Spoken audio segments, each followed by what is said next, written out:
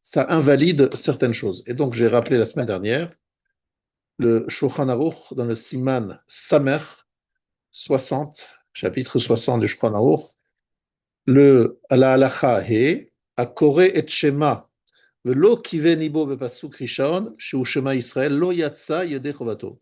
Celui qui lit le schéma, et il n'a pas eu il n'a pas été concentré, il n'a pas été mechaven, il n'a pas eu la ferveur nécessaire lorsqu'il a lu le premier pasouk, qui est Shema Israël, le premier pasouk, lo yatsa yedei chovato, il n'est pas quitte. Vehasha'ar imlo kiven ibo, le reste, s'il n'a pas eu de kavana, afilu ayakore batora o magia parashiot elo bonek eretzema, yatsa, ou shekiven ibo bepasuk rishon. Donc même si on n'a pas pensé à quoi que ce soit dans le reste du schéma, on est quitte à condition qu'on ait bien eu la kavanote qu'il fallait pour le premier verset. Donc c'est pour ça que la semaine dernière, vu la gravité de la situation, parce qu'on pourrait éventuellement passer des années à lire le schéma sans avoir jamais fait le schéma, je me suis dit qu'il fallait commencer par cela. On a commencé par l'Amida, même problème là-bas. Sauf que dans le schéma, on peut récupérer, on peut rattraper. C'est que si effectivement on n'a pas validé le schéma, on peut le refaire. Par exemple, là, si par exemple vous étiez dans un rêve pendant le schéma, il est tout à fait possible après le shiur de le relire, même que le premier paragraphe, et vous avez validé le schéma, Bedi Avad, parce que vous l'avez refait, et vous l'avez bien refait. D'accord. Alors, comme on refait le premier passouk, on ne s'arrête jamais juste sur le premier passouk. On a l'habitude, lorsqu'on veut se rendre quitte de nouveau du schéma, de relire au moins le premier paragraphe. Donc le premier passouk, le deuxième et le paragraphe qui suit.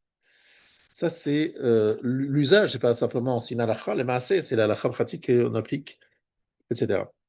Après, Tu avais dit, pour l'Amida, tu avais dit que quand a priori, on le faisait maintenant avec Havana, ça rattrapait tous ceux qu'on avait ratés. Est-ce que c'est la même chose sur le schéma? alors, j'ai dit ça au nom du Rav Grossman. Si on commence à partir du moment d'avoir toujours la kavana, ça pouvait rattraper rétroactivement. Ouais. Je ne sais pas d'où il a pris. Je sais pas d'où il a Ok. pris. Effectivement, je l'ai entendu, je l'ai bien écouté, mais je ne sais pas d'où il a pris. Et donc, dans le schéma, je ne peux pas le dire parce que je ne l'ai pas entendu de sa D'accord. bouche et je ne sais pas d'où il a pris même la première enseignement. Alors, qu'est-ce que ça veut dire avoir kavana dans le premier passouk? Déjà, le Mishnah Bora nous dit qu'il faudrait aussi avoir kavana sur le passouk numéro 2. Baruch Shem Kevon Malchuto le Olam Vaed. Donc en fait, c'est pas énorme puisqu'on parle de 6 mots dans le premier passouk et 6 mots dans le deuxième. D'accord? Sachant que le deuxième se dit à voix basse, c'est pas, se dit à voix basse, à l'exception de Yom Kippour. Et j'avais expliqué, rappelé la semaine dernière, que c'est Yaakov Avinu qui avait répondu à ses enfants, qui avait dit, qui avait lu la première verset. Et lui, Yaakov Avinu, il avait répondu en disant Baruch Shem Kevon Malchuto l'Olam Vaed. Et donc, c'était un échange entre Shema Israël, écoute Israël, c'est les enfants qui parlent à Israël, leur père, c'est Yaakov, et eux ils répondent, et lui il répond Baruch Shem Kevod Malchut Olam. La question était de savoir, mais pourquoi le faire à voix basse? N'est-ce pas? C'était une question sur laquelle nous étions posés la semaine dernière, et je voulais aujourd'hui vous donner une réponse donnée par le Maharal de Prague, qui dit que Baruch Shem Kevod Malchut Olam est plutôt l'expression de la Neshama.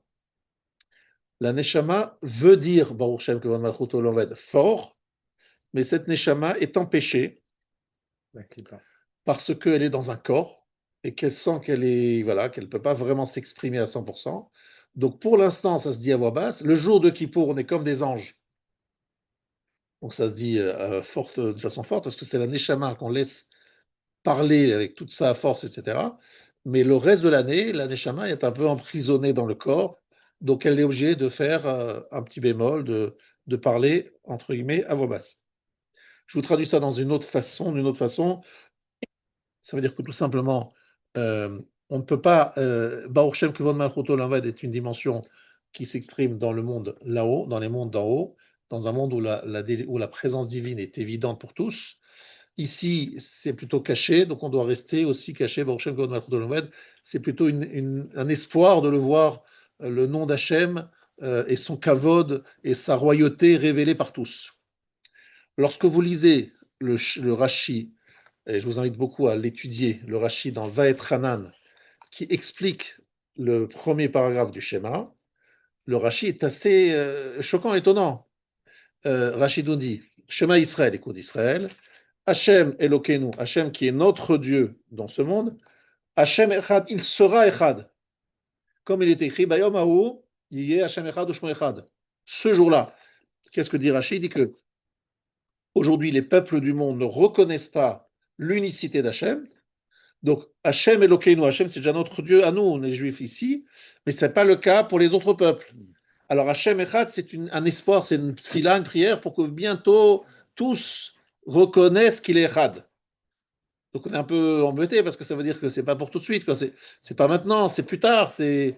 Alors, effectivement, c'est un espoir de voir le nom de l'unicité d'Hachem révélé à tout le monde et même à nous. Finalement, c'est pas facile pour nous de le percevoir. Donc, c'est un petit peu une prière pour qu'un jour, que c'est pas un idéal que l'on voudrait atteindre, mais qui n'est pas atteignable totalement ici. Vous comprenez? Comprendre Hachem Echad, vraiment, c'est partiel, la perception du Echad. Et j'avais longuement expliqué à la fin du shiur de la semaine dernière, pas très longuement, justement, parce que c'était juste la fin du shiur, que la notion de Echad, ça veut dire que Kadosh Baruch Hu, il est un, c'est-à-dire, il n'y a pas deux, il n'y a pas deux forces, évidemment, c'est clair pour nous tous, mais qu'il est Echad dans le sens que une des capacités qu'a notre cerveau de percevoir l'Echad Hashem est très limitée, parce que nous sommes des êtres très limités, un cerveau finalement assez limité, devant l'immensité de Dieu qui est infinie. Par contre, ce que nous arrivons ici à faire parfaitement, c'est justement Echad. Et je vais vous expliquer comment ça se vit. Je l'ai déjà expliqué ce matin dernière, mais rapidement, je rappelle, parce que c'est vraiment fondamental, et j'ai entendu ça de Raphaël Friedlander, qui expliquait le Ramchal. C'est qu'en fait, notre cerveau est très bien conçu pour avoir la notion de la dualité. C'est-à-dire, nous avons bête de Bereshit, nous sommes un système binaire. Qu'est-ce que c'est qu'un système binaire? On va prendre un exemple très simple. Je suis sorti du Beth Midrash, j'arrive pour prendre le bus. J'ai vraiment trouvé des choses très primaires pour que les choses soient claires comprises par le plus grand nombre. Et le bus, hop, il passe devant moi, j'attends un quart d'heure le prochain. Qu'est-ce que je dis? Bah, c'est le hasard. C'est le hasard, malchance. Le hasard, malchance. C'est la faute à malchance, à pas de chance, quoi. Comme on dit en français. La faute à pas de chance. Vient le croyant et il dit euh, ici, je pourrais penser que c'est par hasard. Et je dis non, non, c'est pas par hasard. Hein, c'est Hachem qui dirige le monde. Et si je l'ai raté le bus, c'est pour le bien. C'est lui qui l'a voulu, etc. Évidemment, on parle de quelqu'un. Attention, hein, ce point est très important parce que j'ai entendu des bêtises là-dessus. Si quelqu'un est idiot, il vient en retard et que tout d'un coup il se dit ah, le bus je l'ai raté, c'est bête, on ne parle pas de ça, on parle de quelqu'un qui a pris ses dispositions, qui est venu à l'heure et le bus il est passé devant alors qu'il est parti un tout petit peu avant l'heure, d'accord? On parle de ça. Parce que quelqu'un qui vient en retard et dit ah, je suis en retard, Dieu l'a voulu. Enfin, tu es en retard, le bus est parti, il n'y a rien de plus normal comme le dit l'Agmara, si quelqu'un il sort en plein hiver à moitié nu et il dit ah Dieu il m'a envoyé le rhume il m'a envoyé la pneumonie. Mais monsieur, tu t'étais pas habillé, tu es sorti dehors. Ça on est d'accord, arrêtez de dire que c'est Dieu qui l'a voulu, c'est vous qui avez été complètement inconscient. On est d'accord, on parle pas de ça. Donc quelqu'un a fait tout ce qu'il fallait, les choses ne sont pas passées comme il le pensait, il y a eu un cas de force majeure. Il dit c'est la volonté d'Hachem, c'est Hachem qui l'a voulu, c'est pas par hasard. Donc j'ai enlevé le mot hasard. Après, Poutine il attaque l'Ukraine, je dis bah c'est un problème russo-ukrainien. J'ai dit non, non, non, ça fait partie des choses qui préparent la venue du Messie, qui fait partie de l'ordre divin. Hachem a mis dans la tête de Poutine qu'il fallait attaquer l'Ukraine, il ne sait pas lui-même pourquoi, mais il attaque, etc. Vous voyez ce que je veux dire? Macron il dit qu'il faut reconnaître l'État palestinien, il ne sait pas vraiment lui-même pourquoi, il fait une bêtise, mais c'est pas grave, c'est Dieu qui lui a mis dans la tête, etc. Il n'y a rien qui se fait par hasard. Donc c'est une façon de dire c'est pas par hasard, c'est pas par hasard, c'est pas par hasard. Finalement, à force de rejeter l'autre option, je vais faire apparaître la présence d'Hachem partout. Et ça, mon cerveau, il est bien programmé pour faire ça. Par contre, pour comprendre Hachem et dire Hachem Echad, c'est difficile, je suis limité. Ça fait partie des choses que j'ai déjà souvent expliqué cette explication, mais je le répète parce que partie des choses qui m'aident beaucoup dans le quotidien. J'aimerais que vous aussi vous soyez aidés par cette compréhension parce que c'est vraiment extraordinaire. Hachem nous a donné les outils qui correspondent exactement à notre travail sur Terre. On a les outils exactement, les bons outils pour travailler. Si on voit qu'il y a un outil qui fonctionne pas très bien, c'est qu'on n'est pas dans le monde, on ne fait pas le boulot qu'il faut faire. C'est qu'on a exactement les outils qu'il faut pour faire le travail que nous avons à faire. C'est vrai qu'on n'a pas une compréhension sur tout, on n'a pas une perception de tout qui est parfaite. Mais c'est pas grave, Hachem ne veut pas qu'on le fasse. Hachem ne veut pas nous révéler des choses. Ah, mais pourquoi et pourquoi, et pourquoi. Mais tu ne sauras pas, tu sauras pas. Mais c'est pas normal. Mais arrête, Hachem t'a demandé de faire une mission. Pour la mission, il t'a donné, voilà. Je prends toujours l'exemple du Mossad. Je donne un, j'ai un espion. Je dis, monsieur l'espion, il va falloir espionner à Téhéran. Essayer de trouver les différents scientifiques qu'il faut éliminer. Qu'est-ce qui se passe? Je vous donne des écoutes, des outils très sophistiqués pour pouvoir, monsieur l'espion, faire votre travail le mieux possible. D'accord? C'est tout simple. Je vous donne les moyens. Après, je vous ai demandé de faire un certain boulot. Vous devez pister un certain nombre de personnes et pas d'autres. C'est tout. C'est votre travail. Je vous donne les éléments pour ça. Donc Hachem nous a donné une mission. Pour cette mission, il nous a donné des outils. Ces outils fonctionnent parfaitement, ils sont parfaits, mais pour la mission qu'Hachem nous a demandé, pas pour ce qu'on aimerait faire ou qu'on pensait vouloir faire. Est-ce que c'est clair? C'est très important de comprendre ça. Tout est parfait, mais en termes de mission, pas en termes de. C'est pas qu'on est, on n'a pas des possibilités infinies. Ça doit être très, très clair. Donc, en ce qui concerne le schéma, pour moi, c'est très important qu'on pense Hachem Echad, ça veut dire quoi? Echad, c'est pas Acher. Parce que comme le mot Achad est proche du mot Acher, c'est pas grand-chose, c'est un Dalet qui devient un Rej, vraiment, c'est pas grand-chose. C'est pas Acher, c'est pas autre chose, c'est pas autre, c'est pas quelqu'un d'autre, c'est Echad. C'est un et pas l'autre. Et ça, je suis très bon là-dessus. Echad et pas Acher. Echad veut Acher. Je suis parfait là-dessus. J'ai le cerveau vraiment très adapté. Voilà, j'ai insisté beaucoup là-dessus. Je l'ai dit la semaine dernière, je le répète maintenant. Je vais continuer parce que j'aime pas me répéter plus que nécessaire. Mais vous avez compris que j'y tenais beaucoup. Il y a ici, au niveau des poskim, une question sur savoir est-ce que vraiment il faut avoir la kavana sur Baruch Shem Kevod Malchuto L'Olam Vaed. Est-ce que le premier pasouk englobe le deuxième? C'est-à-dire, si on dit qu'il faut avoir la kavana sur le premier, automatiquement il faut l'avoir sur le deuxième. Je réponds que d'après la plupart des poskim, oui, il faut avoir la kavana sur Baruch Shem Kevod Malchuto L'Olam Vaed. Donc je vous demande de faire les choses très lentement. J'ai ici dans le Siman Samer Gimel 63 un possèque qui dit, c'est le Chavetz Chaim quand même, dans son livre Mishnah qui dit qu'il faut recommencer si on n'a pas eu pensé à Baruch Shem Kevod Malchuto L'Olam. Donc, Shema Israël, Baruch Shem Kevod Malchuto, très très concentré. J'ai ajouté Ve'afta, et aussi avoir une kavana particulière dans ce qu'on dit Ve'afta. Je ne traduis pas mot à mot, parce que je trouve que vraiment c'est pas le niveau de ce shiur. Donc vous réfléchirez. Sachez juste qu'il y a une marloquette, une discussion entre Ashkenaz et Séfarad sur ce à quoi il faut penser lorsqu'on dit Yudke Vavke. Lorsqu'on voit le tétragramme, à quoi il faut penser? Le Séfarad, c'est un psaque du Shulchan Aruch, il doit penser à deux choses lorsqu'il dit Yudke Vavke. Vous les avez ici en haut du Patach Eliyahu. Adon Akol, maître du monde, et donc Haya Veillé, il était, il sera.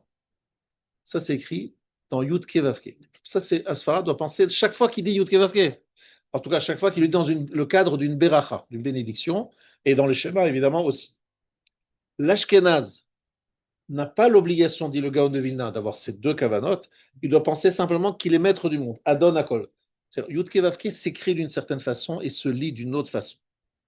N'est-ce pas? On dit Ado Shem, alors que c'est écrit Yud Kevavke. Je ne peux pas lire parce que c'est interdit de dire. Les Sfaram disent qu'il faut penser à la façon dont c'est écrit et la façon dont c'est prononcé. Et les Ashkenazes disent que seule la façon dont c'est prononcé. Mais lorsqu'il s'agit du schéma, ils sont d'accord, Ashkenaz et Sfarad, que là, le Yud Kevavke, il faut y penser et la façon dont c'est écrit et la façon dont il est prononcé. Tout le monde est d'accord là-dessus. Donc, Ashkenaz et Sfarad se retrouvent sur le premier passouk du schéma. Donc, je vous fais remarquer quand même, c'est écrit Hashem Elokeinu, Hashem Echad. Vient le Orachaim Akadosh. Orachaim Akadosh, et il demande qu'on aurait pu écrire le verset de façon plus courte. comment il propose de l'écrire? Shema Israël, Hashem Elokeinu Echad. C'est-à-dire, on répète 2 fois Yud Ke Vav Ke. Demande le Rav, pourquoi? Le Maharal dit qu'il fallait trouver 6, absolument. Il fallait absolument en avoir 6, des mots, 6 mots, parce que c'est les 4 points cardinaux, le haut et le bas. D'accord? Il fallait montrer qu'Hachem, il est partout, etc. Mais quand même, c'est complètement gênant. Pourquoi est-ce qu'on écrit 2 fois Hachem Elokeinu, Hachem Echad? Non, Hachem Elokeinu Echad. Qu'est-ce qui manquerait si on avait écrit qu'une fois Yud Ke Vav Ke? Ça, c'est la question que pose le Or HaChaim HaKadosh. Où se trouve le Or HaChaim HaKadosh? Dans Parashat Vaetranan. Et il dit qu'en fait, la répétition de Yud Ke Vav Ke est là pour nous répondre et pour nous dire que notre relation avec Hachem est basée sur 2 dimensions. Elokeinu et Echad. Le Echad est facile à comprendre. On dit à personne d'autre, il est Echad.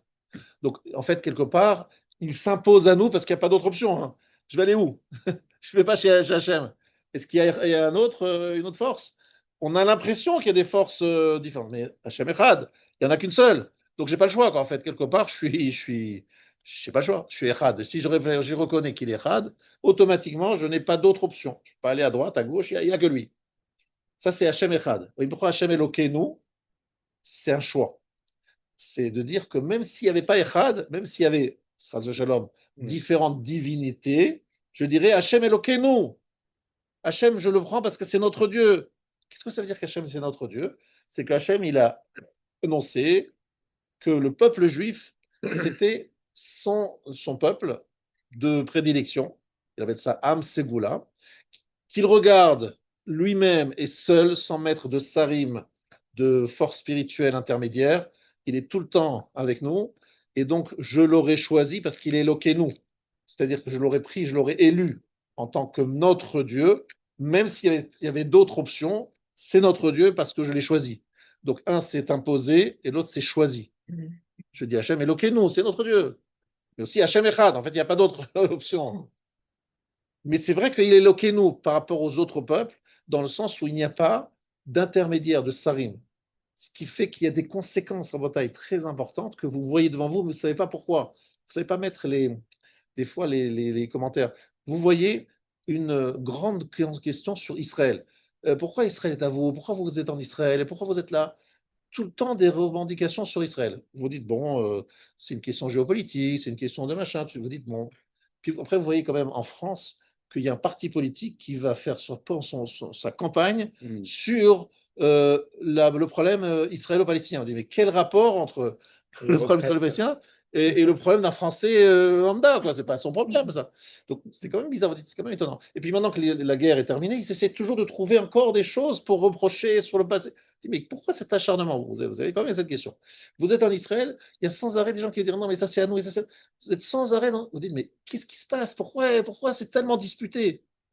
Alors la réponse, c'est qu'Hachem est loqué, nous, Hachem est notre Dieu, et que Hachem, je te donne la réponse de mes maîtres, hein, ils m'ont dit, c'est écrit dans la Torah, dans Haremot et dans Kedoshim, et dans Shemini, que si Hachem n'est pas très content, si la terre, elle voit sur la surface des comportements qui ne correspondent pas à la Kedusha de la terre, comme par exemple bah, des comportements sexuels interdits, il y a la liste dans Haremot et dans Kedoshim, la terre va nous rejeter, vomir même, c'est écrit vomir. Depuis quelques années, je vais en Israël depuis au moins des dizaines d'années, aller-retour, machin. Chaque fois, j'ai l'impression d'être dans un pays plus étroit.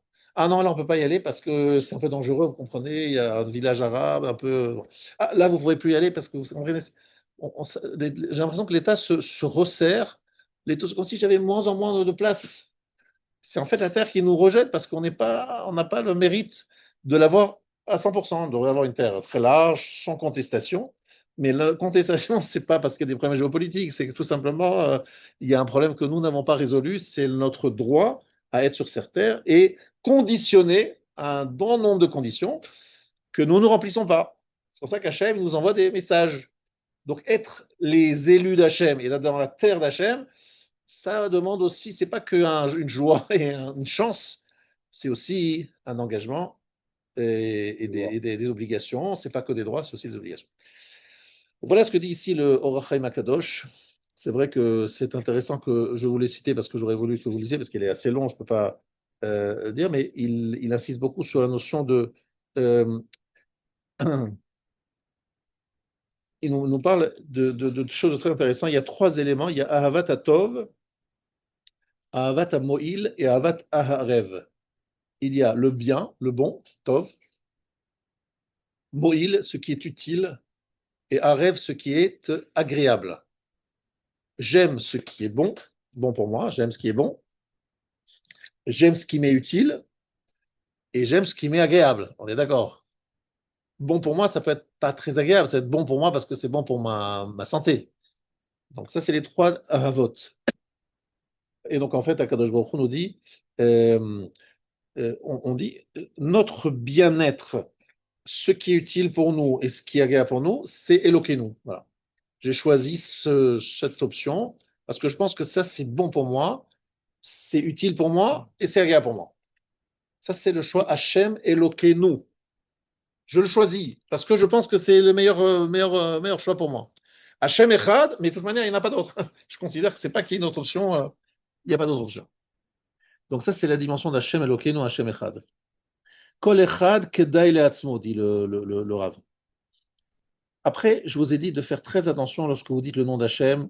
Soyez vraiment, vraiment concentrés, surtout dans le schéma. C'est le point, c'est vraiment le lieu de toutes les forces. Yud, Ke, Vav, Ke. Faites-le passer devant vous ou lisez-le dans le Sedo, Sido, la forme des lettres.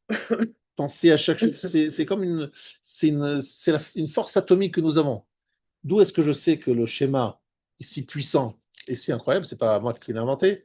L'Agma le dit en plusieurs endroits, mais c'est particulièrement efficace. On le sait avant d'aller dormir. Euh, Avant d'aller dormir, vous savez que on dit le Kriyat Shema chez Al Hamita. Malheureusement, des fois, on est un peu endormi trop tôt et on n'a pas eu le temps. Mais faites attention à ça. C'est très important de dire le schéma avant de dormir. Parce que, pourquoi? Parce que lorsqu'on dort, les mazikines, les démons, enfin des forces négatives, on va dire comme ça, ont plus de liberté. Et pour se protéger de ces forces négatives, Kriyat Shema Shalamita, une force incroyable. C'est écrit. Vous avez dit que si on n'a pas fait avec la bonne kavana, il faut le refaire. Mais vous aviez expliqué qu'il faut, pour éviter le problème de double divinité, faut mettre un temps. Alors, il Il ne faut faut pas faire à répondre, on n'a pas le droit de dire, pourquoi? pardon, Shema Israël, on n'a pas le droit de répéter cette chose-là deux fois d'affilée, parce que ça voudrait dire qu'il y aurait deux divinités, vous voyez. Donc, on ne le fait qu'une fois. Et si vous voulez répéter parce que vous n'avez pas été concentré, vous laissez passer quelques instants et vous répétez une deuxième fois en disant si je n'ai pas été quitte la première fois, je serai quitte la deuxième. Et quelle différence avec la personne qui est sur son lit de mort, à qui on répète en permanence? Oui. Pourquoi dans ce cas-là? Mais pas juste pas une fois après l'autre. Ah d'accord, toujours pas. Dans Berachot, page 15b, c'est écrit Kol hakore kriyat shema, umedakdek botiotea, metzanenim lo gehinam. Tout celui qui lit le kriyat shema, umedakdek botiotea. Alors, un sujet que je voulais aborder aujourd'hui, c'est le dakdek botiotea. Ça veut dire être particulièrement vigilant sur les lettres du schéma et les mots du schéma, comme on va l'expliquer dans quelques instants. Metzanenim lo gehinam, on lui refroidit le gehinam. On lui refroidit le gehinam. Ça, c'est les mots dans Brachot, page Tezvot. On met la clim. Ah, Chazak, on met la clim, Chazak. Voilà. Un petit Guénam ici. Alors, vous savez que le Gehinam, il a été créé quel jour? Le Gehin, quand il a été créé, l'enfer? Il a été créé le deuxième jour de la création. Donc, c'est le chiffre 2. Et qu'est-ce qu'on dit dans le schéma? Echad. Donc, en fait, on s'oppose, on s'oppose à la dualité qui représente donc le schéma. Je vous dis encore les mots de Rashi dans Devarim chapitre 20 verset 3. Afilu en bachem zchut ela kriyat shema bilvad, kedai sheyoshi etrem. Ça veut dire que si vous n'avez que le mérite du kriyat shema, ça vaut la peine, ça suffit pour vous sauver. On parle là-bas du peuple juif qui va faire une attaque, qui va lancer une attaque contre des ennemis, il va se faire lancer à la guerre. On lui dit, si vous avez le mérite du schéma, ça suffit pour vous sauver. C'est les mots de Rashi là-bas. Alors, effectivement, vous savez très bien, enfin, je ne sais pas si vous savez très bien, mais je vous explique ce que dit le Maharal. ici dans le commentaire, je suis dans Be'er Agola, il dit qu'en fait, le fait d'être lié au Echad, מורה שעל שאין מבלעדו, ומאחר שאין מבלעדו נמצא כי הוא גובר על הכל, עד שאין הכל נחשב אצלו. וישראל דבקים באחד, לכך הם גוברים על האומות. Alors c'est très très beau parce que ça tombe, j'aime bien lorsque ça tombe avec la paracha.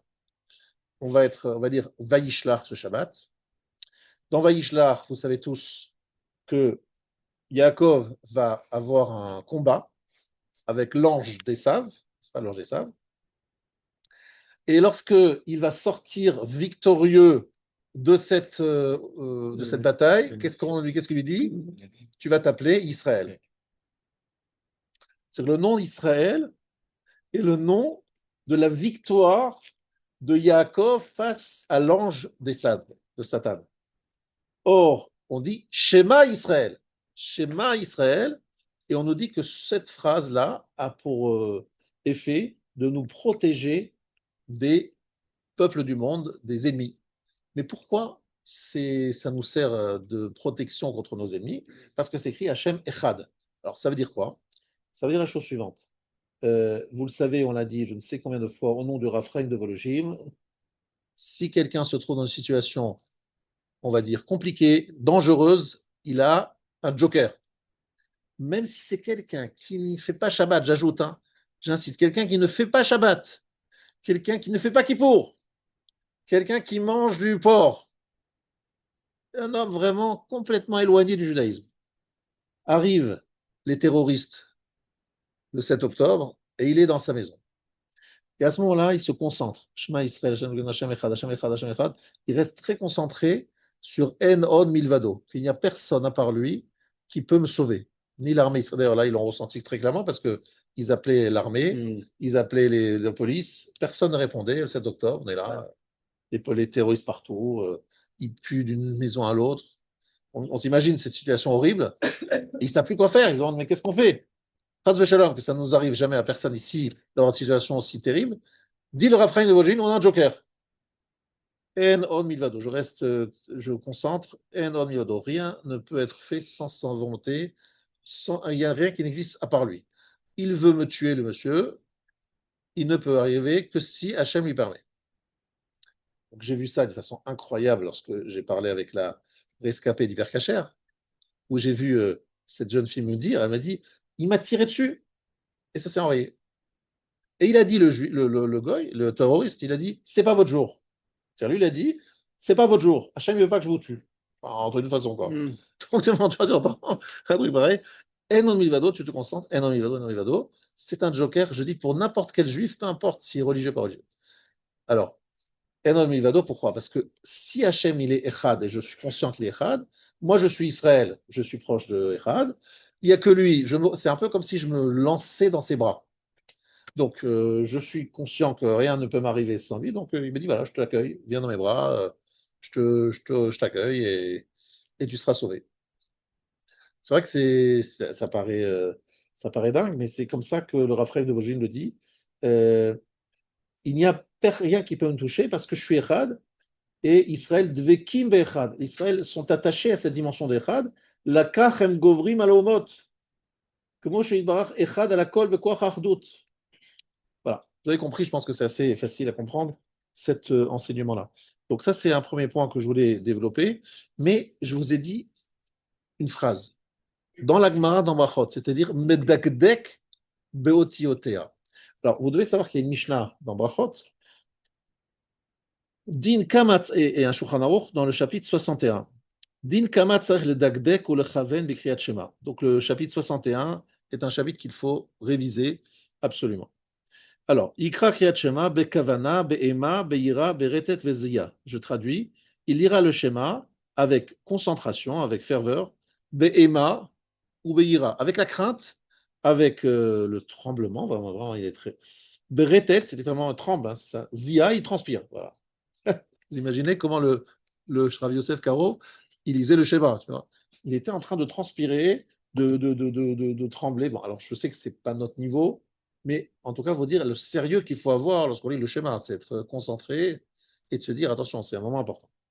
Mais le sujet sur lequel je voulais insister aujourd'hui, que j'ai pas cité, c'est que normalement, il faut être particulièrement vigilant sur la lecture la plus précise lorsqu'on lit le schéma. Même si des fois on est un petit peu approximatif, le schéma, ça doit se lire le dakdek botiotea.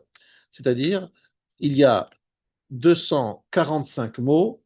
Vous savez qu'on va répéter Hashem Elohim Emet, Hashem Elohim Emet. On va répéter, selon certains, Keil Melech Neman, comme on l'a expliqué la semaine dernière. Il faut arriver à 248. Mais le problème qu'il y a, c'est qu'il y a des fois des problèmes de lecture. Par exemple, il donne l'exemple suivant l'Orfranaour, c'est-à-dire le Zayin. Le dire précisément, parce que si tu dis le man tizkeru, ça ne doit pas être tizkeru avec un sin, donc il faut le dire avec un zayin. Mais lorsqu'on parle de dakdek beotiotea, c'est parce qu'il y a des mots qui peuvent, des lettres qui peuvent être avalées. Bechol levavcha.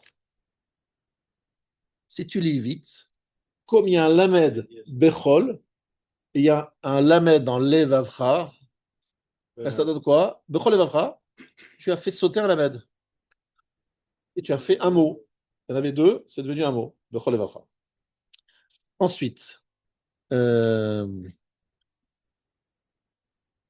Yadgish Yud Shel Shema Yisrael. Pas Shema Israël, Shema Yisrael.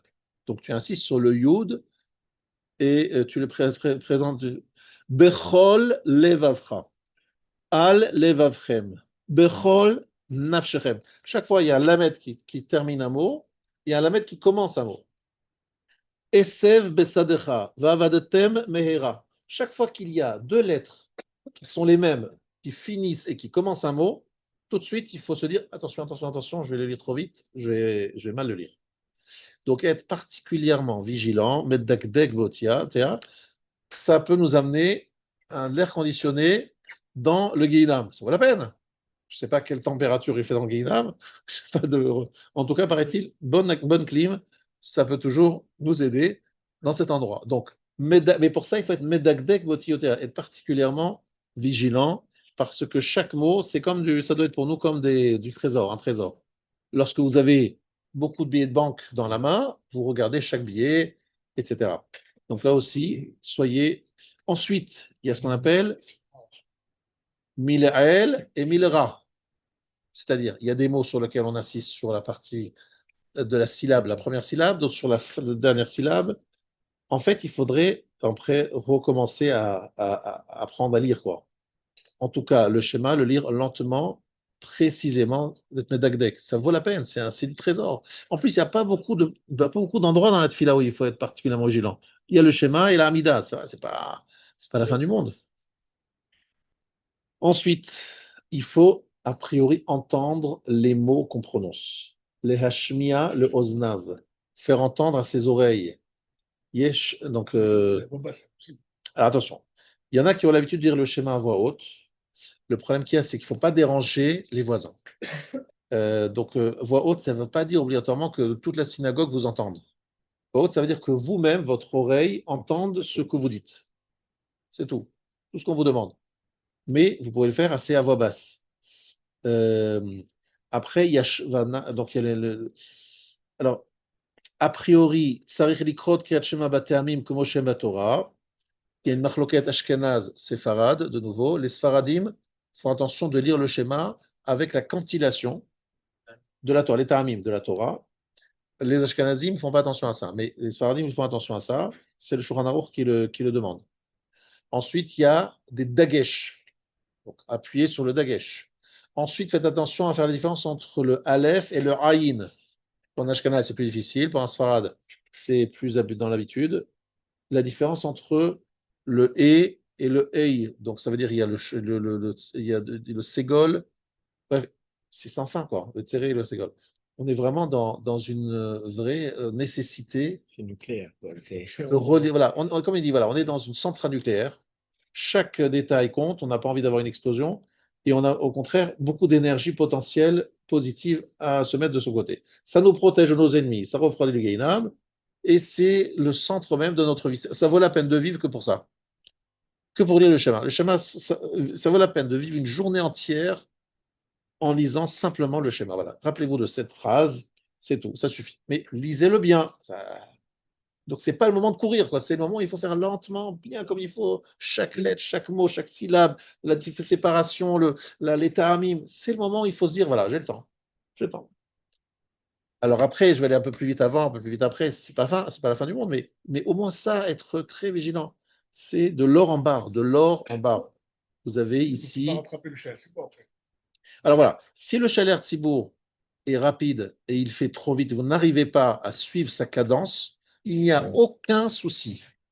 Pourquoi?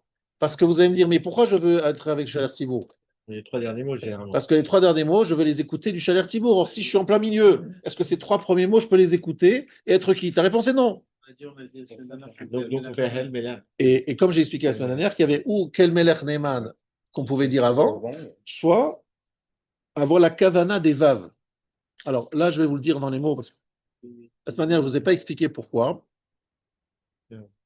Yechaven betet vav vavin, il y a 15 vav dans Emet Veyatziv, chez Olim Tishim.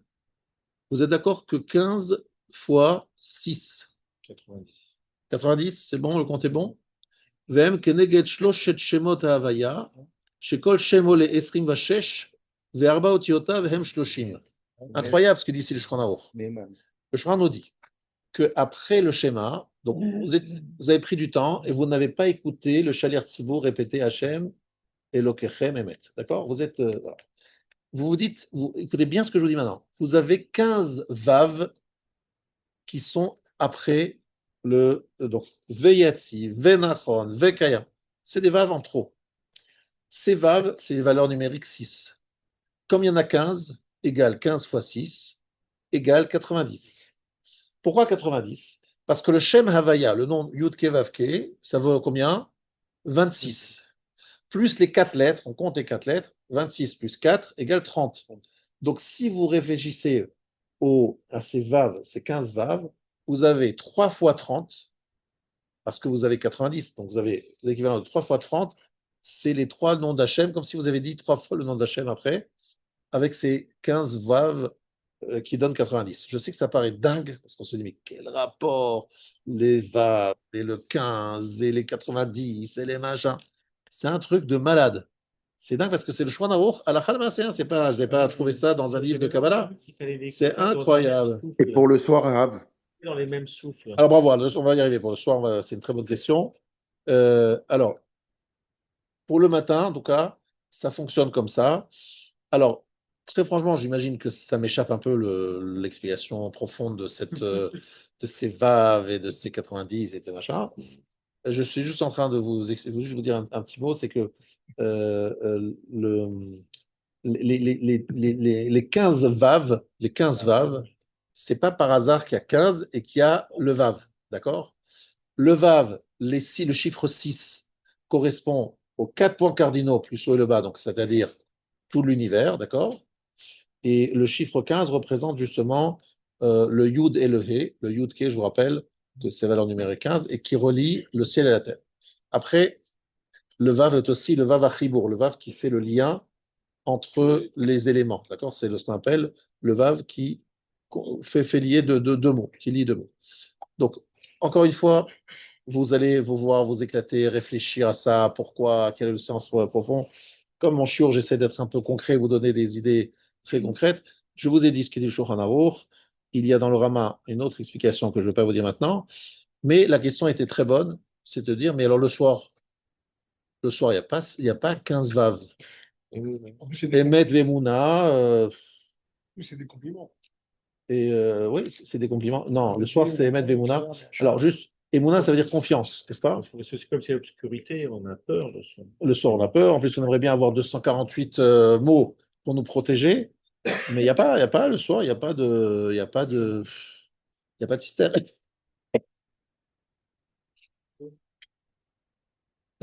Alors, première réponse à cette question, c'est d'abord, évidemment, c'est de faire Kel Melech Neyman. C'est ce que j'ai l'habitude moi de faire. Et si vous n'êtes pas vous n'avez pas la possibilité de le faire, il y a deux possibilités. Il y en a qui répètent Hachem Elokechem Emet même s'ils sont seuls, ce qui n'est pas a priori la meilleure solution. Mais il y en a qui disent qu'en répétant, en disant émet avec plus de kavana, ça compte pour les trois. Après, je ne comprends pas toujours ça fait pour ça, mais émet, avec, je me concentre particulièrement sur l'émet en disant que ce émet se multiplie par trois. Encore une fois, je comprends votre désarroi, mais je vous répète ce que je fais moi. Moi, systématiquement, je dis Kelmel Arneman. Systématiquement, Kelmel Arneman. Au début, j'avais peur de me tromper. Après, j'ai vu que le stapler le faisait systématiquement alors qu'il était avec un Tzibour. Comme lui, ça lui prenait du temps. Il disait toujours Kelmel Arneman, même lorsqu'il était avec tout le monde, avec, le chef, avec 10 personnes. Donc, je me suis dit, bon, j'ai sur qui m'appuyer. Et donc, voilà, je vous le transmets aujourd'hui, ce que je fais moi. Et je vous invite vraiment à prendre votre temps. Vous êtes avec du trésor, vous laissez passer chaque soir. C'est dommage, le soir, le matin. C'est dommage de gaspiller cet événement, ce moment. Et le fait si on fait Meller, Neyman, et ensuite on fait les trois derniers mots après le schéma, ça le Ah non, non, attention, ne faites pas les deux. Kel Melech Neyman, ça fait trois mots, plus ces 245 mots. C'est bon, on ne va pas rajouter, parce qu'on rajoute, on est de nouveau plus dans le compte. Il faut 248, hein, je vous On rappelle. répond quand même Emet. Et on répond. Mais attention, tu ne répètes pas Emet du tout. Ah, Tu donc, dis Ani Hashem Elokechem. Emet, point. Ouais, On ne c'est répète ça. pas Emet. Ah, donc quand nous on dit le Lorsque dernier vous mot, êtes évité d'un mot, vous dites Hashem Elokechem Emet stop. et stop. Oui. Et Veimuna. Et vous continuez Veimuna. Oui, El c'est ça. Merheman. C'est ça. Et vous n'attendez pas parce qu'il y a El Mertenan, c'est écrit plus haut, c'est au début. C'est avant. Quel Mertenan, Et c'est pas à la fin. Quel Mertenan, ça se dit au début, hein, Au c'est début, avant de avant commencer. faire le schéma. Voilà.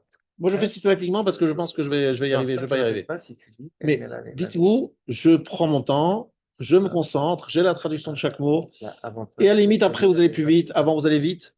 On va faire les choses comme ça. On va se dire, on va essayer de faire bien les choses dans quelque chose de plus facile et d'accessible. Voilà, d'accord? Je ne vais pas trop vous demander d'efforts que vous risquerez de ne pas pouvoir réaliser.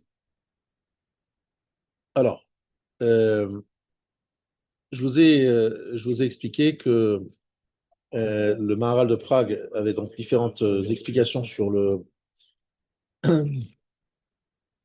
Alors, je vous ai expliqué qu'en fait, entre la Neshama et le Gouf, donc c'est toujours le point compliqué, la Neshama dit Baruch Shem Kevod Malchuto l'Olam Vaed, mais elle ne peut pas le dire clairement parce que, voilà. Nous ne pouvons pas dire Yud Kevavke tel qu'il est écrit. Pourquoi? Parce que tant que les choses ne sont pas encore dévoilées, et pour nous, et dans le monde entier, on ne peut pas dire les choses comme si c'était, voilà, comme si on savait, comme si les choses étaient évidentes. On est honnête. On dit, voilà, la réalité, c'est que Baruch Shem Kevod Malchuto, j'y crois, je pense, c'est le Hémet, mais j'arrive pas vraiment à le vivre à 100%. Donc c'est pour ça que je ne dis pas le nom d'Hachem tel qu'il est écrit, parce que je ne peux pas le dire vraiment à 100%, parce que quelque part, je ne suis pas encore dans cette compréhension à 100%. Donc, tant que je suis dans un corps, je suis obligé de mettre un petit peu le bémol. Mais toute la notion de schéma Israël, puisqu'on commence notre vie avec, et qu'on est censé finir notre vie avec, c'est en fait, comme le dit Rashi, une sorte de porte ouverte, une sorte de petite fenêtre ouverte sur un temps qui est dans le futur, Bayom Aou Yihye Hashem Echad Ushmo Echad. Ou ce jour-là, Hashem Shora Echad. C'est un moment, c'est comme ça que je le vis moi, un moment comme si c'était un moment qui est dans le temps de notre vie sur Terre, mais qui n'est pas vraiment un moment d'ici. C'est un moment dans lequel on ouvre une porte et on voit l'autre monde.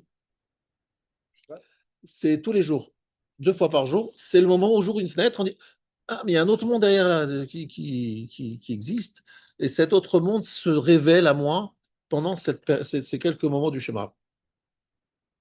Parce que l'explication de Rashi qui dit ce jour-là, Hachem Yechad, ce jour-là plus tard, ce sera Hachem Yechad, tout le monde le verra, c'est comme si elle me disait à moi, déjà maintenant, dans ce monde, tu peux dire Hachem Yechad, tu ouvres un peu une porte pour dire alors, un instant dans ma vie, je vois un petit peu le monde autrement que ce que je vois maintenant. D'accord? Parce que le gros problème, c'est qu'on est comme enfermé dans une prison. Et un moment, on vous sort, et la prison, il n'y a même pas de fenêtre. Il y a des moments où on vous sort de la prison sans fenêtre, et on vous sort juste quelques instants dans la cour. Vous regardez le ciel, vous respirez, etc. Et on vous remet Bon, c'est un peu le Hamas, quoi, j'imagine. Ils sont sous terre, puis des fois, ils sortent. Voilà. Eh bien, à ce moment-là, il dit, le monde existe, machin, le monde est. Et c'est en fait ça notre situation, c'est qu'on est comme dans une prison, parce que nos sens nous permettent pas de voir derrière, de l'autre côté. Et donc, pendant le schéma, c'est comme si une porte s'ouvrait, on peut regarder de l'autre côté. Maintenant, je voudrais ici vous expliquer la différence entre le premier chapitre et le deuxième chapitre du schéma. Très important pour moi de vous l'expliquer. Encore une fois, je ne traduis pas mot à mot parce que vous n'avez pas d'excuses, il y a toutes les traductions qui sont faites. Mais je voudrais que vous sachiez ce à quoi vous devez penser dans le premier paragraphe et le deuxième paragraphe. Le premier paragraphe du schéma, c'est Ve'ahavta et Hashem Elokera, tu aimeras Hashem ton Dieu.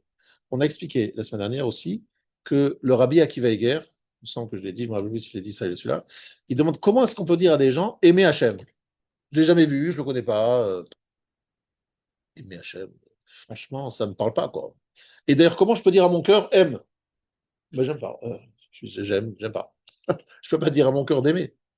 Alors c'est pour cela que juste avant le schéma, il y a Ahavat Olam. Ahavat Olam, c'est une introduction qui permet de dire Ve'afta. C'est quoi Ahavat Olam? Tu aimes Hachem. Hachem, tu nous aimes à nous. Tu nous aimes. Ah oui, comment je sais qu'Hachem il nous aime? Il nous a donné la Torah. Il nous a donné Eretz Israël. Il nous a donné une neshama très spéciale. Il nous a donné 613 mitzvot. Il nous a donné Moshe Rabbeinu. Il nous a donné tous les grands tzadikim, toutes les générations. Donc tu nous aimes, Hachem. Ah, Hachem, il m'a donné ci. Alors, l'homme, à son niveau, il se dit, c'est vrai qu'Hachem, il m'a gâté, il m'a donné ci, il m'a donné ça, etc. Donc il se rappelle combien Hachem, il l'aime, il lui donne. Donc lorsqu'on ressent que quelqu'un nous donne, eh bien, automatiquement, on aime.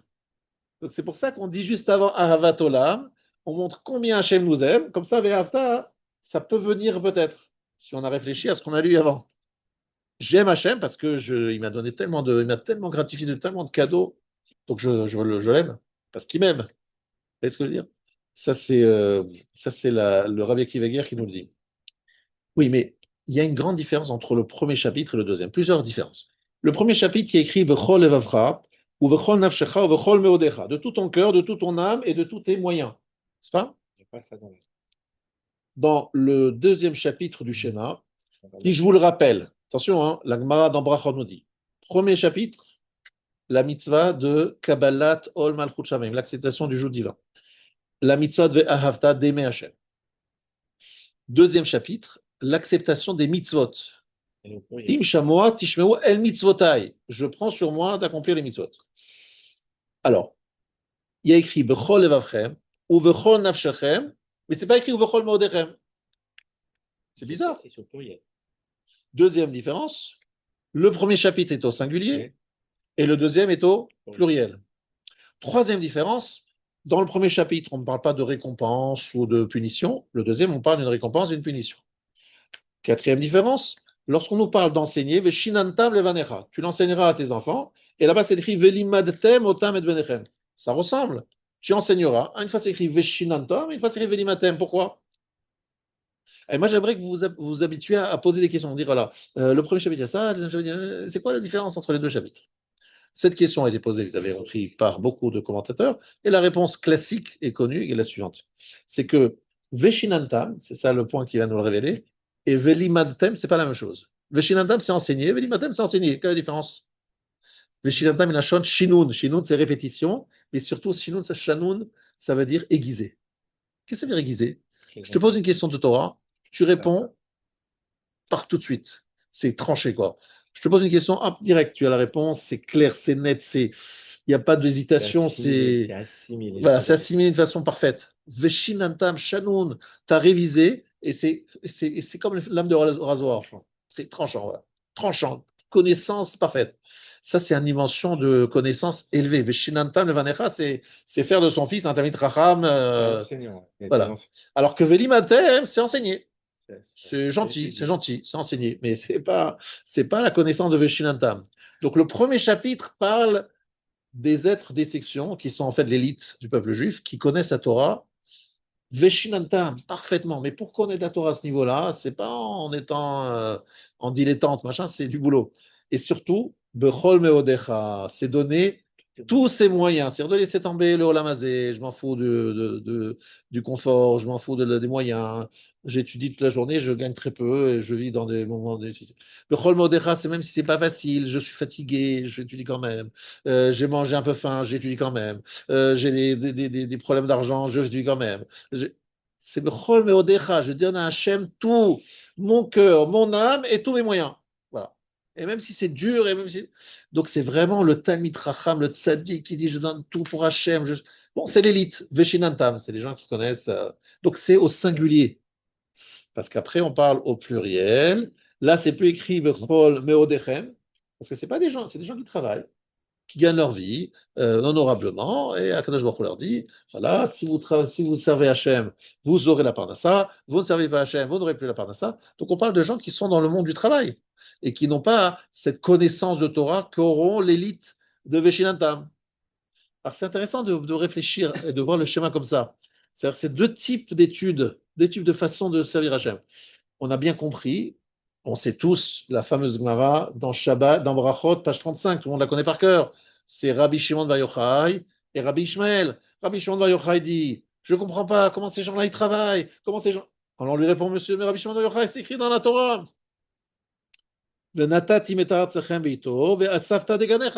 Tu réuniras ton blé. Donc la Torah parle bien de gens qui travaillent. Hein. Rabbi Shimon Bar Yochai, t'as pas lu la Torah, tu connais pas la Torah, toi tu es le Talmid Chacham. Alors Rabbi Shimon Bar Yochai dit ça, c'est s'ils ne font pas la volonté d'Hachem. S'ils font la volonté d'Hachem, tout leur travail est fait par les autres. Bon, alors on a bien compris que Rabbi Shimon Bar Yochai, c'est un être exceptionnel, particulier. Et Rabbi Ishmael, il dit non, les gens, ils travaillent, ils étudient, ils font la Torah, les mitzvot, et en même temps, ils ont une parnassa, etc.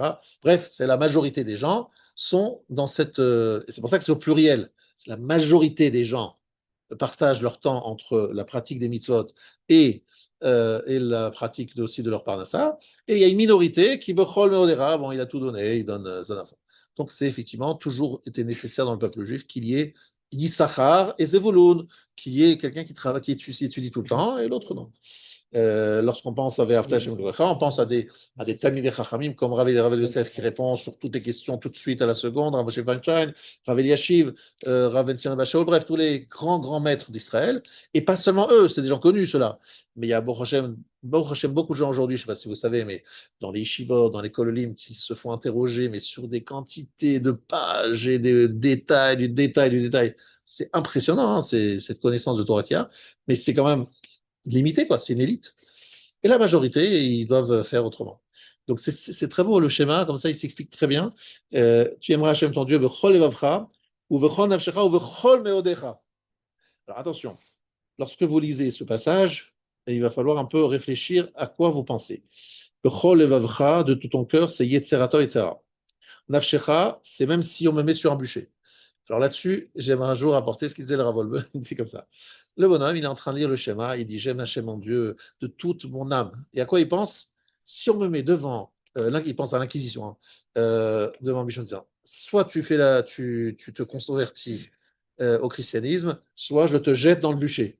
Il dit, eh bien, je suis prêt à donner ma vie pour rester juif. Très bien. Ce même bonhomme, le lendemain matin, il est dans son lit. Le réveil sonne. Je suis fatigué, dans 5 minutes. 5 minutes, 5 minutes. Le bonhomme, il rate la tfila. Donc, il va faire la tfila seul, un peu vite. Il n'a pas lu le Kaddish, Kedusha, etc. Il dit, c'est quand même bizarre. On est prêt à donner notre vie, c'est-à-dire de mourir al Kiddush Hashem, mais on n'est pas prêt à vivre al Kiddush Hashem, c'est-à-dire à faire les efforts du quotidien, venir un shiur alors que je suis fatigué et que mes yeux se ferment, venir un shiur alors que peut-être ma femme me fait la tête parce que je suis pas à la maison, je veux venir à un tefila le matin alors qu'il est tôt et que j'ai pas assez dormi, que j'ai mal dormi, etc. Tout ça, ce sont des efforts. Bechol nafshecha, pensez à ça, nous dit le Rav Wolbe, nous dit, avant de penser à donner votre vie, c'est-à-dire à mourir al Kiddush Hashem, pensez déjà à vivre al Kiddush Hashem et donner et faire des efforts pour lui. Mais c'est-à-dire que aussi, quand on dit, Ouais. quand on a la kavana de mourir al Kiddush Hashem, Ouais. bon, c'est le kavana, c'est pas sûr que quand ça va se présenter, on va se jeter au bûcher aussi. On n'est pas sûr, mais C'est pas sûr. on Par dit contre, Hachem. le matin, C'est sûr si qu'il faut va te lever, faut te lever, quoi. Là, c'est pas avoir la kavana. Alors, on est d'accord, Moi, le matin, on ouais. ne sait jamais trop si on est sincère lorsqu'on dit qu'on est prêt à donner notre vie, Non, parce que faut personne s'en ne sait assurer. avant d'être mis devant l'épreuve, hein. C'est facile à dire lorsqu'on est assis sur une bonne chaise et de le dire, c'est facile à dire. Mais il y a une chose quand même sur laquelle on peut tester notre honnêteté, c'est de faire des choses qui ne sont pas toujours agréables et confortables Ouais. pour nous. Voilà. Est-ce qu'on se fait que ce qui est confortable, kiffant, agréable, ou bien on est capable de faire aussi des efforts, des sacrifices pour Hachem? C'est quelque chose que l'on peut tester tout de suite. Et là, c'est Bechol Nafshecha, ça me demande beaucoup d'efforts. Et Meodecha, la tzedaka, on nous demande, et encore la tzedaka. Donner à Hachem à des gens qui ont besoin, c'est difficile, son argent. Meodecha, c'est aussi lorsqu'on a des souffrances physiques, de se dire, je souffre un peu, je suis un peu fatigué, je viens quand même, je fais quand même. C'est aussi Bechol Meodecha, Bechol Mida ou Mida Shumoded Lecha. Ça, c'est très important ce que je veux dire maintenant. C'est que même si Hachem, des fois, il a l'air pas très sympa avec moi, moi, je fais beaucoup d'efforts et je me prends des claques. Mes affaires, elles ne marchent pas. Ma femme, elle fait la tête. Les enfants, j'ai des problèmes. J'ai des problèmes du matin au soir. Et il me dit, Hachem, tu m'aimes?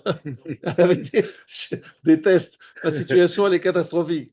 Que des problèmes. Qu'est-ce qu'il dit Hachem? Ve'aftat Hachem lecha bechol meodecha, bechol mida ou mida, she'ani model lecha. Peu importe comment je suis avec toi, tu m'aimes. Ah, ça, c'est pas facile. Parce qu'il y a des jours, évidemment, où tout va bien, etc. Mais il y a des jours où beaucoup de choses vont mal. Ce jour-là, vous dites, tout là, là, il faut aimer Hachem, même s'il me fait des épreuves, même s'il me gâte pas, même s'il me fait des souffrances, et même si je suis, voilà, c'est pas facile.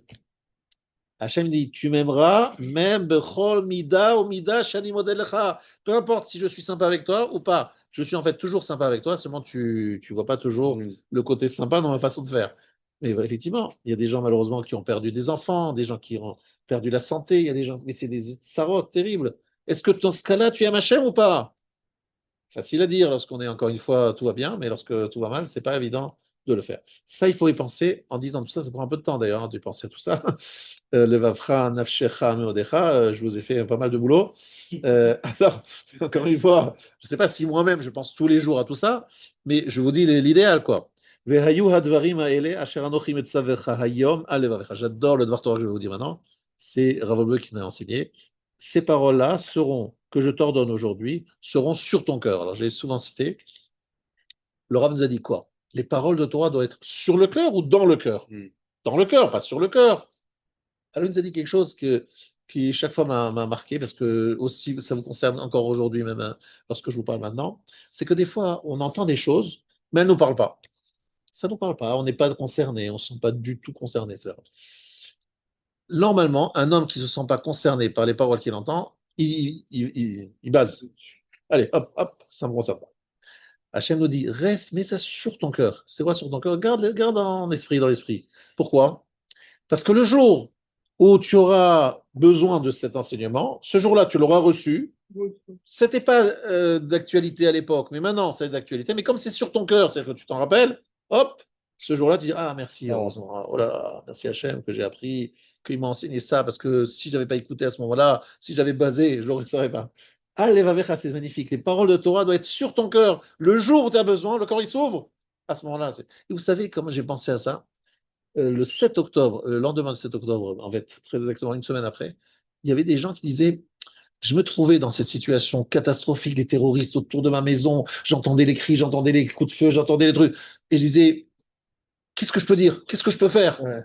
Ces gens-là qui n'avaient jamais eu d'éducation religieuse ne savaient pas comment dire un Tehillim, lire le schéma, je sais pas, qu'est-ce que la Torah nous demande de faire? Et des gens qui, pas pratiquants, cherchaient des psukim, des versets à dire, des choses à faire, alors qu'ils ne sont pas pratiquants, mais dans une situation aussi catastrophique que celle-là, tu essaies de te rattacher à quelque chose. Et à ce moment-là, tu cherches. Je vois ça avec des gens qui ont perdu quelqu'un de cher. Ils me posent plein de questions sur, alors comment on fait avec le corps, avec le machin, les Tehillim. Je dis, mais vous, les Tehillim, vous dites jamais les Tehillim. Non, mais dès qu'il y a quelqu'un qui est mort, il faut absolument dire les Tehillim autour. Ça veut dire quoi? C'est-à-dire que lorsqu'on est dans une situation difficile et qu'on voit, on a envie de faire quelque chose et on ne sait plus, on a une chance, nous, les croyants. Vraiment, on a une chance énorme d'être Mahamine. On a une chance d'avoir une éducation religieuse. On a une chance d'avoir un minimum de. On sait des fois dans des situations comment réagir. Et c'est énorme. Mais vous imaginez quelqu'un qui ne sait rien, qui n'a jamais vu. Il est perdu et il est désespéré. Il ne sait pas à quoi se rattacher. Désemparé. Désemparé. Et justement, ces juifs qui étaient dans les tunnels du Hamas cherchaient des choses religieuses à faire. Donnez-moi un sidour, faire le kidouche sur du pain qu'on leur donne vendredi soir. C'est le schéma sur Comment lui dire le schéma. Il disait, vous avez besoin de dire qu'il y a des choses religieuses pour se rattacher à quelque chose. C'est incroyable de voir ça. Alors, au lieu d'attendre des situations aussi catastrophiques que d'être aux mains du Hamas pendant 2 ans dans des tunnels obscurs, on pense que on peut, même lorsqu'il fait beau et qu'il fait bien et qu'on est dans une salle agréable, on peut se dire, mais on va essayer de faire ça vraiment, parce que finalement, le Icar, le principal, ça apparaît. On n'a pas besoin d'arriver dans des situations catastrophiques, extrêmes, pour révéler que ce qui est au fond de nous, c'est-à-dire notre Neshama, elle parle. Lorsqu'on est dans des situations extrêmes, le corps s'efface, la Neshama est entendue. Là maintenant, on n'a pas besoin d'arriver dans une situation comme ça pour écouter la Neshama. La Neshama, elle cherche, elle veut dire des psukim, elle veut dire des choses. Elle veut être, voilà. Tout ça, c'est des choses très simples, mais regardez bien. Tu aimeras Hachem ton Dieu, de tout ton cœur, de toute ton âme et de tous tes moyens. Vehayu hadvarim haele, asher anochim etzavacha hayom alevavecha. Comment j'y arrive à aimer Hachem? Dit la Gemara. Ces paroles-là doivent être sur ton cœur. Ça veut dire que tu dois apprendre la Torah et la mettre sur ton cœur, c'est-à-dire te réviser, apprendre, garder les divrei Torah sur toi. C'est comme ça que tu arriveras à aimer Hachem. Alors je vous explique ça d'une façon imagée pour que vous compreniez bien. Vous êtes marié. Votre femme, elle veut tester si vous l'aimez. Elle va dire, achète-moi des fleurs. Bon, en général, elle ne vous demande pas d'acheter des fleurs, c'est à vous de les acheter sans qu'elle le demande. Est-ce que vous êtes d'accord? Et après, tu lui achètes des roses rouges. Et tu arrives, elle le fait une tête. On est mariés. Depuis un certain temps, tu ne sais pas comment j'aime pas les roses rouges. Je déteste les roses rouges, j'aime pas. J'aime les roses blanches. Elle, qu'est-ce qu'elle dit? Elle dit, si tu m'aimes, tu dois savoir ce que j'aime. Sinon, c'est que tu m'aimes pas. Akadosh Baruch Hu dit, vous m'aimez? Vous voulez vraiment m'aimer? Alors, je vous dis ce que j'aime. Moi, j'aime qu'on fasse Shabbat, j'aime qu'on mange Kippour, j'aime pas qu'on mange du porc, et j'aime pas ceci. Voilà. Vous voulez savoir ce que j'aime? Lisez la Torah, il y a écrit ce que j'aime, ce que j'aime pas. Voilà. Ah, c'est intéressant. Donc, je vais, pour t'aimer et pour arriver à une relation avec toi, connaître ce que tu aimes. Comme ça, je vais t'exprimer mon amour, mais surtout, je vais comprendre qui tu es. Et enfin, en te connaissant, je vais peut-être pouvoir t'aimer. Parce qu'il n'y a pas seulement des questions techniques, c'est qu'Hachem il m'aime, qu'Hachem il me donne, et Hachem il me demande ça. C'est créer une relation. Vous avez compris le principe. Donc, Vehayu hadvarim ha'ele, ces paroles-là, Asher anochim et tzavecha, hayom, c'est quoi hayom? C'est aujourd'hui. Ah bon, aujourd'hui? Ça a été écrit, ce texte, au moment où Moshe Rabbeinu a fait son fameux discours lorsqu'il allait mourir. Alors, attention, c'était quand le discours? C'était non, ce discours a duré longtemps. Il a duré du 1er Shvat jusqu'au 7 Adar. Donc c'est un long discours, le plus long discours des rabbins. Bon, mais c'était Moshe Rabbeinu, il avait le droit de parler longtemps. Et il a dit, voilà, mon testament spirituel, on va dire comme ça. Et là, il leur a dit le schéma. Il leur a révélé le schéma. Peut-être qu'il savait un peu avant, mais en tout cas, dans la Torah, ça apparaît à ce moment-là. Va être Hanan. Voilà, début du discours. Qu'est-ce qui se passe? Moshe Rabbeinu, il leur dit, voilà, je vais partir, je vais quitter, mais vous sachez une chose. Si vous voulez vraiment montrer que vous aimez Hachem de tout votre cœur, etc., il y a un test. Est-ce que vous mettez ces paroles sur votre cœur? Ça veut dire, est-ce que lorsqu'on étudie un morceau de Torah, ça nous concerne, ça nous intéresse, on veut le s'en rappeler, on veut le réviser, on veut l'intégrer, ou bien, bon, c'est pas vraiment notre truc, tu vois? Parce que comment c'est qu'on aime? Ouais, moi, j'ai tous les gdolim que j'ai connus, tous les grands tzadikim, c'est des gens, ils étaient assoiffés de Torah 24 sur 24, 7 jours sur 7. Je me suis dit, mais c'est bizarre, ces gens-là, ils connaissent déjà tout, et ils ont déjà fait 50 fois, et ils sont toujours assoiffés. Parce que si tu es Ve'afta, tu aimes Hachem ton Dieu, Ve'ayu advarim haele. Même chose, vous aimez votre femme, vous voulez lui parler, vous voulez entendre, ça vous fait plaisir de l'entendre encore, vous dire j'aime ci, j'aime ça, alors que bon, ça saoule un peu, quoi. Mais vous ne le saoulez pas parce que c'est pas ce qu'elle vous dit qui vous intéresse, c'est parce que vous l'aimez, donc vous aimez l'écouter, vous aimez échanger avec elle. C'est pas tellement ce qu'elle dit qui va être important. Akadosh Baruch Hu, ce qu'il dit est intéressant. Et en plus, même si ça ne vous intéresse pas, c'est lui qui le dit. Donc si c'est lui qui le dit, c'est intéressant. Et vous l'aimez. Vous voyez ce que je veux dire? Donc il faut avoir cette réaction de mettre les paroles de Torah sur son cœur. Et c'est comme ça qu'on arrive à Hava. Et c'est aussi un siman, un signe qu'on aime Hachem. Donc, ces gens-là, assoiffés de Torah, Voilà, moi j'ai encore relu il n'y a pas longtemps, c'est impressionnant. L'histoire de Rav Etzion Abashaol, il a ressorti. Et c'est impressionnant de voir ce vendredi, le programme de Rav Ovadia Yosef et de Rav Etzion Abashaol. Un vendredi. Un vendredi, c'est un moment où on est tous en train de courir par-ci par-là. Lui, il s'arrêtait une demi-heure avant l'entrée de Shabbat pour faire mikvé, vous êtes rapidement sa douche. Et des fois, ils oubliaient qu'il fallait aller prendre sa douche, quoi. C'est tellement ils étaient pris du matin au soir, sans s'arrêter.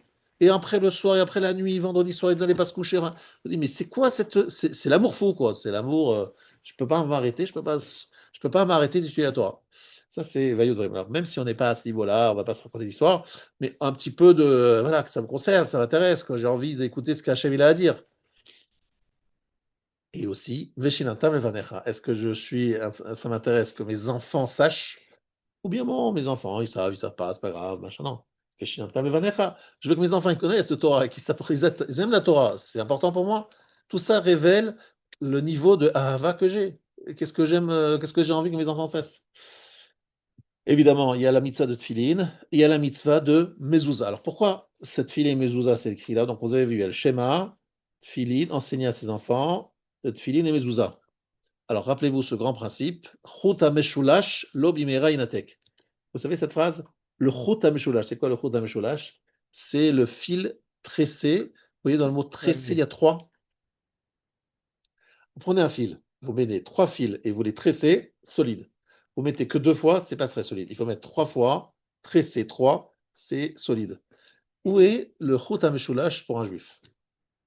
Un juif, il a besoin de trois choses. Il a tzitzit, tfilin, mezouza. C'est pour ça que beaucoup conseillent de mettre les tfilin et de passer une porte où il y a une mezouza, tfilin, tzitzit.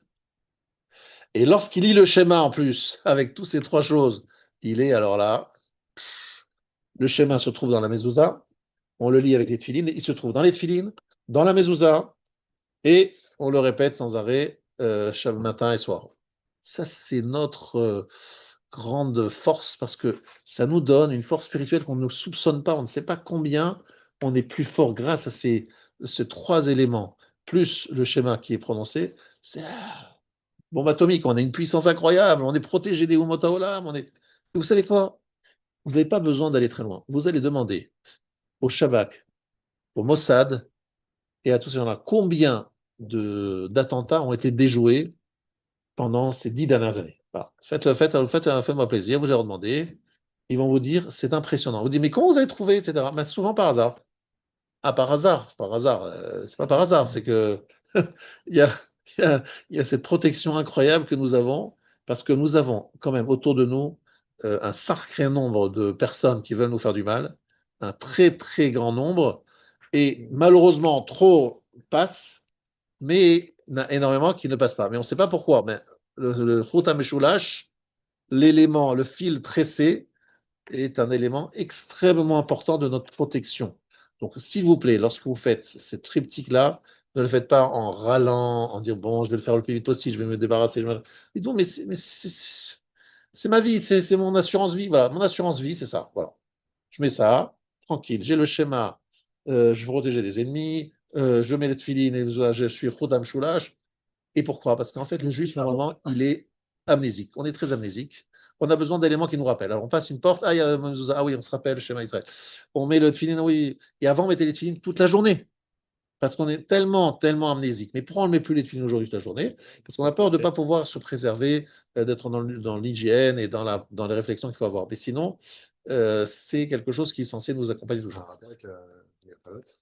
Les chalotes sont aussi tressées trois fois. Il y a cette dimension du 3, tu le reverras chaque fois, parce que c'est toujours la dimension de quelque chose qui est équilibré.